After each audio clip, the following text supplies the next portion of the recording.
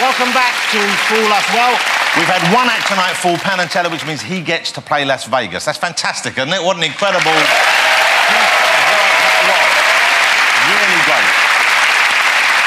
But now a treat for you to close our show. Ladies and gentlemen, they've been performing together for over 35 years, so I should expect they're pretty good by now. Would you please welcome on stage with one of the tricks that made their names? It is, of course, Penn and Teller.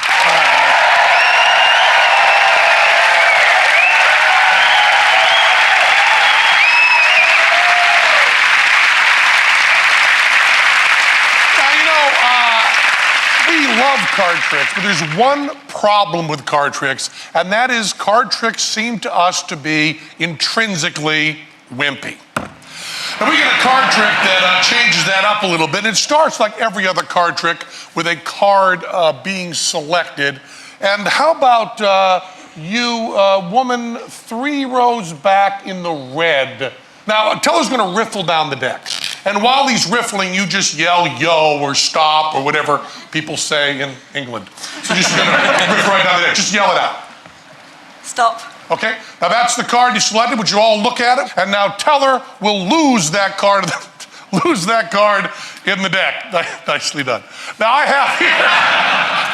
have here 2 silver dollars, American silver dollars, not worth very much, but they're still totally opaque.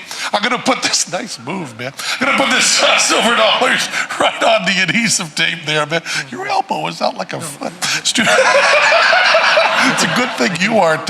Yeah, we'll edit that, cool, whatever you want to do. But it's, wish I were sitting there when you did that. Oh, yeah, I think everybody saw it, man. I think everybody saw it. What? Excuse me, ma'am. Pick the card. Do you think the card you selected now is lost in the deck? Yes.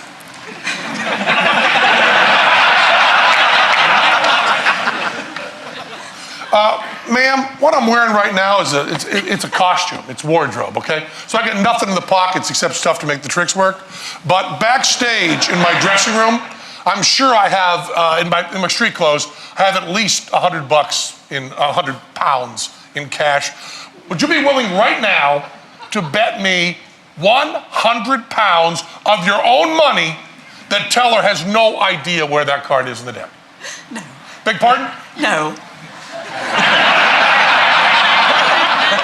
In other words, ma'am, this isn't going to surprise you very much, is it? No. So the instant that Teller did that horrendous move, you knew the card wasn't lost in the deck, right? And yet when I looked you in the eye and asked you human being to human being, is the card lost in the deck? You responded, yes. And it really wasn't until hard, cold cash entered the picture that you backed down at all. Is that right? Now, a lot of people wonder why magic works. And the answer, sitting right there wearing a red tie. Now, I want to stick up for a little bit, okay? This is not a moral issue. I feel certain that if Teller had been, chainsawing a puppy, you would have at least raised your hand and maybe cleared your throat, right?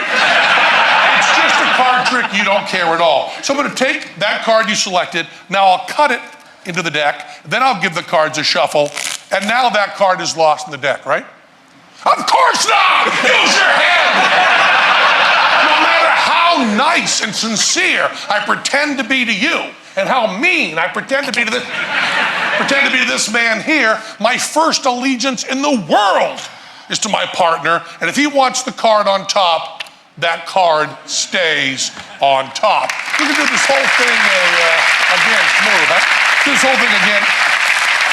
I'm just gonna riffle down the deck, and once again, you just say stop. Stop. Okay, right there near the middle. That's the card we're gonna use. Now that's the card we should really remember. Forget about that other one. Now do another false cut and a false shuffle, and the card is ostensibly lost in the deck, right? And now I'm just going to take the coins here.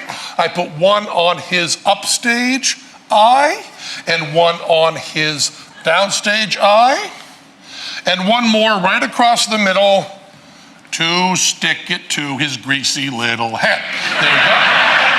Now, ma'am, do you know about shuffling deck of cards and everything?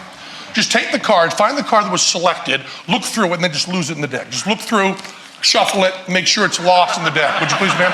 Just shuffle it right in there, make sure it's lost there. Excuse me, ma'am. Yo, ma'am. Yo. Yeah.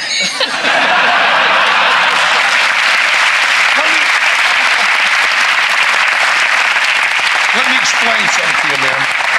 Your only sin, if it could be called a sin, is you're a very nice, polite woman. So I'm talking to you, see what you're doing? You're looking me right in the eyes. And that's the way you should always deal with another human being. But when you're dealing with a scumball like me, keep your eyes on my hands. All I did was, while you're looking in my eyes, I just levered the top card off, pushed it in my palm, then I handed you the deck with the same hand. Now you were checking out this hand. And that's why only a putz would palm with this hand. I hand you the deck with the same hand, take it. Now watch this, watch this. I bring this hand out and show you that hand empty because this hand looks like the seal boy. I can park a Buick behind that hand, okay? So I'm just gonna actually give you this card right there, the one that was selected, and now really do lose it in the deck. Shuffle it right in there. Shuffle. Yeah, now it's lost in the deck. Shut up. Cool.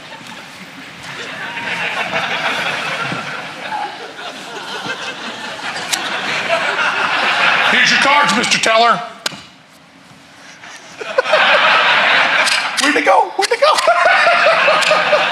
Oh, you want them? You want them? A blindfold. Opaque silver dollars, adhesive tape, teller cannot see at all. Right down here you're peeking, right down by your nose. You can see, hello. Just move these around. Okay, way not cool, man. Way not cool. Wait until I get it all set up. Now you go. Now you're set. Go, pick it up. And is that your card? The Queen of Hearts, is that your card? It really isn't? No, seriously, is it your card? It really isn't? Are you even going to remember your card? And is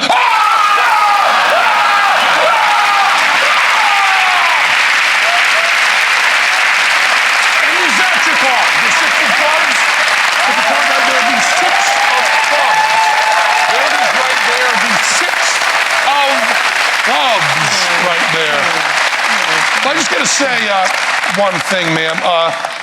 I had to be fairly rude to you, and I had to be kind of embarrass you a little bit and see the card on my forehead and stuff. And I have to do that to get the audience on your side and against me, so they not only accept the knife going through my hand, but indeed have them praying for it. And since you were such a good sport and so pleasant, you can call me a sentimental old fool, but I'd like you to have this.